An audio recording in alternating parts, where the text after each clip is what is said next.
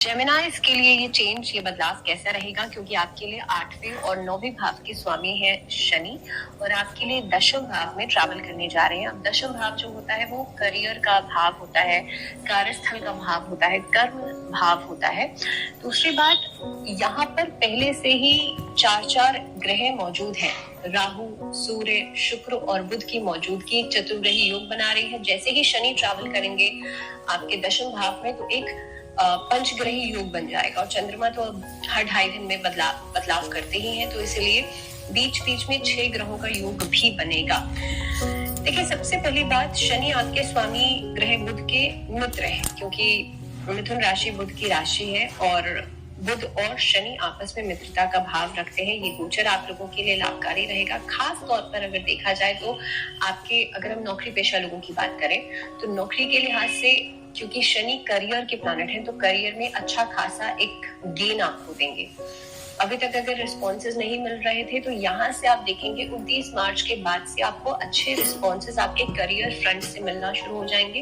Career में बदलाव की परिस्थिति भी बनती है। अगर कहीं पे इंटरव्यूज देना चाहते हैं उसके लिहाज से भी समय अच्छा रहेगा। इनफैक्ट नौकरी में आपको एक सीनियर्स की तरफ से मोटिवेशन मिलेगा या उनकी तरफ से एक सपोर्ट सिस्टम आपका अच्छा रहेगा। जो लोग पॉलिटिक्स में अच्छा खासा कुछ अपना नाम करना चाहते हैं, नेम फेम चाहते हैं, उन लोगों के लिए भी समय बहुत अच्छा रहेगा। पर देखिए, क्योंकि शनि कर्मों का फल भी देते हैं और काफी हद तक शनि एक कार्मिक प्लैनेट है।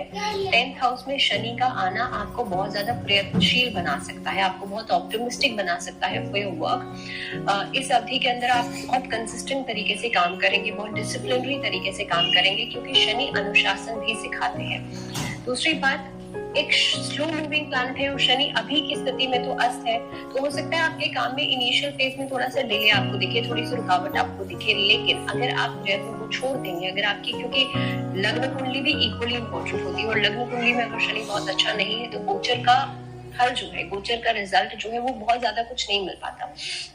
या अगर लग्न कुंडली में भी शनि बहुत अच्छा है, आपके गोचर में भी बहुत अच्छा है, तो आप देखेंगे बहुत अच्छे रिजल्ट्स आपको ये देगा। तो पहली बात तो ये है कि एक अनुभव, एक एक्सपीरियंस आपको मिलेगा इस अवधि के अंदर। एक्सपीरियंस के साथ साथ आप नाम कमाएंगे, नेम फेम आपको मिलेगा, एक अच्छी पोजीशन आप होल्ड कर सकते हैं, किसी उच्च पद की प्राप्ति आपको हो सकती है, इंक्रीमेंट्स आपको मिलेंगे, जो अभी तक रुके हुए थे, काम आपका रुका हुआ था वो आपको मिल सकता है। सेकेंडली, इस टाइम पीरियड के अंदर अगर मैं व्यवसाय की बात करूं, जो लोग खुद का काम करते हैं, देखिए व्यवसाय के लिहाज से ये जो समय रहेगा या शनि का ये जो गोचर रहेगा, नई कोलैबोरेशंस करवा सकता है, अलग अलग सोर्सेज से पैसा आपको दिलवा सकता है। शेयर मार्केट में या ओवरऑल मार्केट के लिहाज से ये समय आप लोगों के लिए अच्छा रहेगा। इनफैक्ट इस अवधि में आप लोग देखेंगे आप पहले से बढ़ चढ़कर ज्यादा मेहनत करेंगे। ये चीज मान के चलिए कि शनि का जैसे ही गोचर होगा तो आपके ऊपर वर्कलोड बढ़ेगा और आप, मैंने पहले भी कहा कि प्रयत्नशील ज्यादा हो जाएंगे, क्योंकि शनि अल्टीमेटली मेहनत करवाएगा। तो उसके लिहाज से ये समय जो है मेहनत करने वाला रहेगा। बिजनेस सेक्टर में आपको लाभ जरूर होगा, लेकिन आसपास के विरोधियों से थोड़ा सा सावधान रहेगा, सतर्क रहेगा, क्योंकि आसपास के लोग कोर्ट कचहरी के मामलों में फंसा सकते हैं, किसी स्कैम में फंसा सकते हैं। स्पेशली जब शनि वक्री हो जाएंगे, जुलाई से लेकर के नवंबर तक के महीने तक, ये टाइम फेज ऐसा हो सकता है कि जब शनि वक्री अवस्था में रहेंगे आप स्कैम में फंस सकते हैं, किसी कोर्ट कचहरी के मामले में फंस सकते हैं, किसी हायर अथॉरिटी की वजह से आपको गलती उनकी होगी लेकिन खामियाजा आपको भुगतना पड़ेगा। तो इस तरीके की परिस्थितियां बन सकती हैं। बट अगर मैं इसको समराइज करूं तो कार्यक्षेत्र के लिहाज से शनि का दशम भाव में आना बहुत बढ़िया रिजल्ट्स आपको देगा। अभी तक क्योंकि नवम भाव में थे, हालांकि अभी भी भाग्य को तो सपोर्ट कर ही रहे थे, लेकिन अब दशम भाव में आ जाएंगे तो पूरी तरीके से डायरेक्टली आपको सपोर्ट करेंगे और काफी हद तक आपको गेन्स देंगे, आपके जीवन में एक उच्च स्तर आपको दे सकते हैं।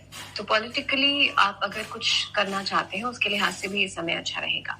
अब दूसरी बात, क्योंकि शनि की दृष्टि देखिए 12वें भाव पर भी पड़ती है, तो जो आप मेहनत कर रहे हैं उससे खर्चे बढ़ेंगे और अननेसेसरी खर्चे बढ़ सकते हैं, ऐसे खर्चे जो कि आपने प्लान नहीं किए हैं या पारिवारिक जीवन में भी उतार चढ़ाव से देखे जा सकते हैं। दूसरी बात, चौथे भाव पर एक दृष्टि पड़ती है और तीसरी दृष्टि पड़ती है सप्तम भाव पर, पूर्ण दृष्टि।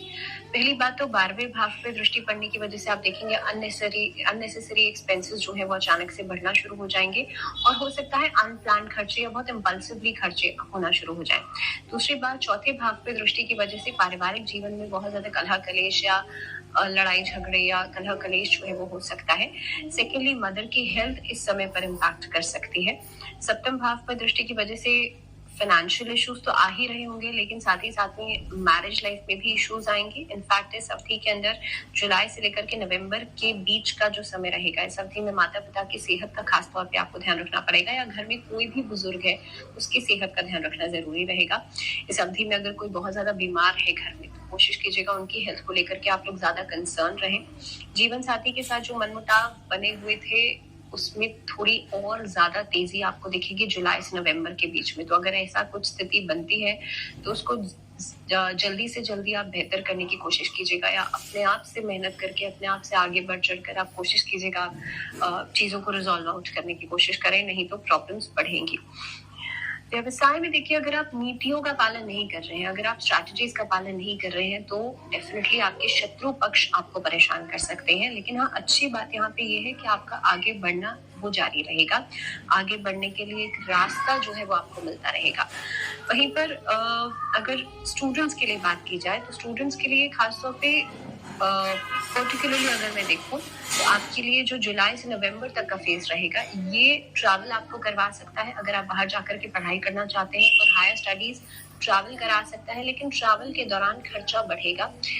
इस दौरान आप देखेंगे डिस्ट्रैक्शन बढ़ेगा। तो अगर आप किसी पर्टिकुलर पढ़ाई के लिए, किसी कोर्स के लिए आप बाहर जाना चाहते हैं, तो बी वेरी श्योर कि आप उस पर बहुत पर्टिकुलर रहें, इधर उधर डिस्ट्रैक्ट नहीं हो, नहीं तो समय की बर्बादी दिखेगी। या फिर आप ये देखेंगे कि बहुत मेहनत करने के बावजूद आप उतने अच्छे मार्क्स स्कोर नहीं कर पाए, या बहुत मेहनत करने के बावजूद आप उतना स्कोर नहीं कर पाए जितना कि आप टारगेट कर रहे थे, आप उम्मीद कर रहे थे। तो उसके लिहाज से स्टूडेंट्स के लिए बहुत कंसिस्टेंट काम करना, बहुत कंसिस्टेंटली मेहनत करना इम्पोर्टेंट है, और टारगेट्स पर लगातार फोकस रखना इम्पोर्टेंट है। चाहे आप बाहर जाकर के पढ़ाई कर रहे हैं, चाहे नहीं भी कर रहे हैं, तो भी किसी हायर स्टडीज के लिए ऑप्ट कर रहे हैं, प्राइमरी एजुकेशन में है, 1st to 12th में आप हैं, तो भी आपके लिए बहुत इंपॉर्टेंट है कि आप बहुत कंसिस्टेंट रहे अपनी पढ़ाई में। दूसरी बात, अगर सेहत के लिहाज से बात की जाए, तो सेहत आपकी यहाँ पर थोड़ी सी वेरिएट कर सकती है जुलाई के बाद। जुलाई के बाद बाकी की समस्या, आंखों से जुड़ी हुई समस्या, अगर जिन लोगों को कैटरैक्ट है या मोतियाबिंद की प्रॉब्लम है, तो आप लोग अपना ज्यादा ध्यान रखिएगा। इस अवधि में जो लाइफस्टाइल इश्यूज हैं वो बहुत ज्यादा दिक्कत कर सकते हैं। लाइफस्टाइल इश्यूज यानी कि थायराइड है, बीपी है, डायबिटीज के इश्यूज जिन लोगों को है, इस अवधि में आपकी लापरवाही की वजह से इश्यूज बिगड़ सकते हैं। किडनी से जुड़ी हुई प्रॉब्लम्स परेशान कर सकती हैं। तो अगर आप रेगुलरली चेकअप नहीं कराते हैं, टेस्ट नहीं कराते हैं, और आपकी प्रॉब्लम्स बढ़ रही हैं, तो वो बहुत सीवियर कंडीशन तक जा सकती है, क्योंकि 12th हाउस पे शनि की दृष्टि है, और जब वक्री शनि की दृष्टि होगी तो वो खर्चा बहुत ज्यादा कराएंगे स्वास्थ्य संबंधी चीजों के ऊपर, चिकित्सा के ऊपर, सर्जरीज के ऊपर, हेल्थ के ऊपर। तो इसीलिए मेक वेरी श्योर कि आप रेगुलरली चेकअप कराएं, अपना खास ध्यान रखें अपनी सेहत का, अपनी इम्यूनिटी को स्ट्रॉन्ग जरूर करें। ओवरऑल अगर देखा जाए तो करियर में स्टेबिलिटी जरूर आएगी 10th हाउस में शनि की वजह से, लेकिन पूरी परिस्थिति के हिसाब से सेहत का आपको ध्यान रखना है, रिलेशनशिप्स का आपको ज्यादा ध्यान रखना है।